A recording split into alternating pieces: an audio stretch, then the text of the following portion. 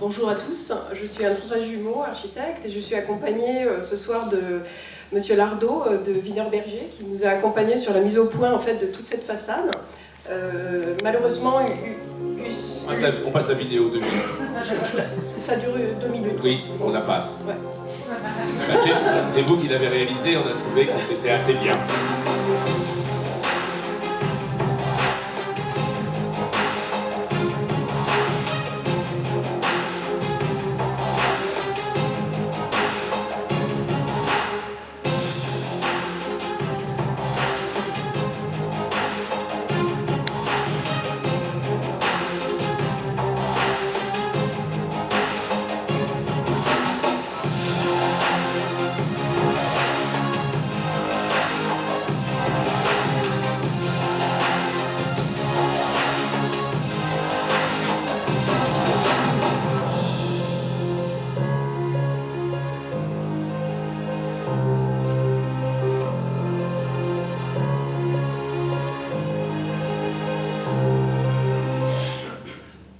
À vous la parole, quelques instants.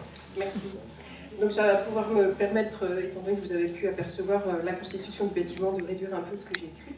Par contre, la réalisation du CRBC, qui est une opération de restructuration-extension, comme vous avez pu le voir, à partir d'un bâtiment existant, est issue d'un concours remporté fin 2013 par Périphérique Architecte, accompagné du bureau d'études Tout Corps d'État et GIS Rhône-Alpes et Putz Acousticien. C'est au sein de mon agence, Anne-Françoise Jumeau, architecte, que ce projet a pris forme depuis le concours jusqu'au bâtiment livré en été 2017. Je remercie absolument mes équipes pour leur compétence, leur constance, leur écoute, leur patience et leur ténacité. L'architecte a la mission de prendre en compte les demandes de tous. La ville, le site existant, le programme, les utilisateurs, les chercheurs, les techniciens, les mainteneurs, les normes, les performances, les calendriers, les budgets, et j'en passe.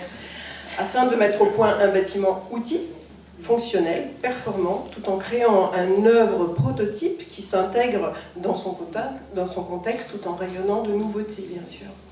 Et je remercie l'Université Clermont-Auvergne qui n'a pu être là ce soir avec nous, de m'avoir accordé toute sa confiance depuis la désignation jusqu'à la livraison, car ça nous a permis effectivement de mener à bien ce projet, en l'occurrence avec l'entreprise GCC qui faisait partie des 18 entreprises que nous avons gérées pendant ce chantier, qui était quand même une démolition, reconstruction, extension, blablabla. Et aussi Wiener-Berger qui nous a permis de mettre au point le produit qui a revêtu les façades.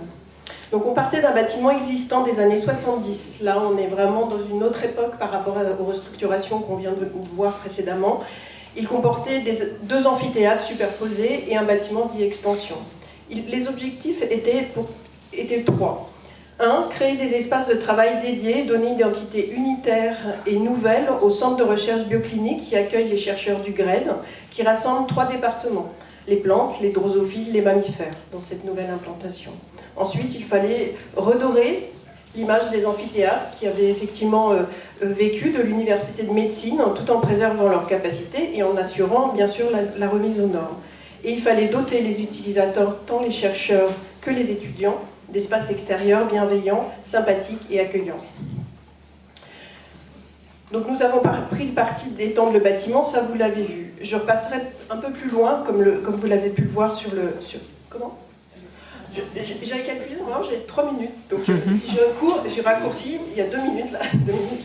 Ça m'importe un peu de vous dire quand même ce qu'on a fait. Donc l'image totalement renouvelée, l'image du bâtiment est totalement remaniée avec de nouvelles façades. Les parties pleines et les parties vitrées sont constituées à partir d'éléments modulaires déclinés en taille et en coloris. Différents éléments de terre cuite émaillée noire irisée, inspirés de la tradition de la lave émaillée de Clermont-Ferrand, se combinent pour habiller les parties pleines et les habillages de menuiserie en aluminium anodisé sont composés de 3 nuances dorées, or, bronze et champagne. Les parements et les menuiseries s'inscrivent dans la trame générale du projet, modulaire mais non répétitif. Le dessin des façades est à la fois rigoureux et rythmé, homogène et non uniforme. Symboliquement, il procède de l'expression d'une forme rythmique mathématique qui renvoie aux notions de séquençage, de variation et d'altérité qui ne sont pas étrangères aux activités des chercheurs.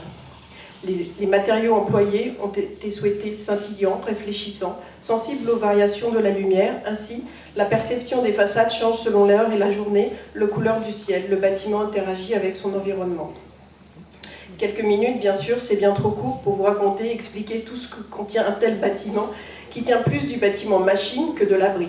Mais une chose est sûre, c'est que c'est avec passion que l'ensemble de mon équipe et tous les acteurs ont œuvré pour la construction du CRBC. Je remercie le Geste d'Or et son jury compétent d'être resté attentif à toute l'histoire qui mêle, lie, superpose, relie tant de vies et de points de vue différents.